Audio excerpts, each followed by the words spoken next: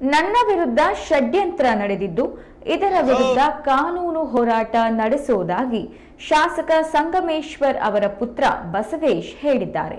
ಮಾಧ್ಯಮಗಳ ಜೊತೆ ಮಾತನಾಡಿದ ಅವರು, ಮರಳು ಪ್ರಕರಣದಲ್ಲಿ ಮಹಿಳಾ ಅಧಿಕಾರಿಗೆ ಅವಾಚ್ಯ ಶಬ್ದಗಳನ್ನು ಬೈದಿರುವ ಪ್ರಕರಣದಲ್ಲಿ ನನ್ನ ಹೆಸರು ಎಳೆದು ತರಲಾಗಿದೆ. ನಾನು ಕಾನೂನು ಹೋರಾಟ ಮಾಡುತ್ತೇನೆ. ಪೊಲೀಸರು ನನಗೆ ಕರೆದರೆ ಪೊಲೀಸ್ ವಿಚಾರಣೆಗೆ ಹಾಜರಾಗುವೆ. ಇದುವರೆಗೆ ಪೊಲೀಸರು ನನಗೆ ಕರೆದೇ ಇಲ್ಲ. ಹೆಚ್ಚಾಗಿ ಎಫ್ಐಆರ್ನಲ್ಲಿ ನನ್ನ ಹೆಸರೇ ಇಲ್ಲ ಎಂದು ಮಾಧ್ಯಮಗಳಿಗೆ ಸ್ಪಷ್ಟಪಡಿಸಿದರು.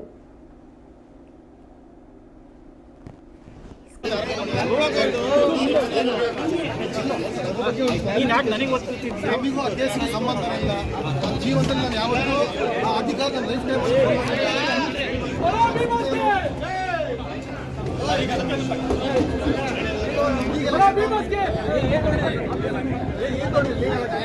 ನನ್ನ ಮೇಲೆ ಆರೋಪ ಬಂದಿದೆ.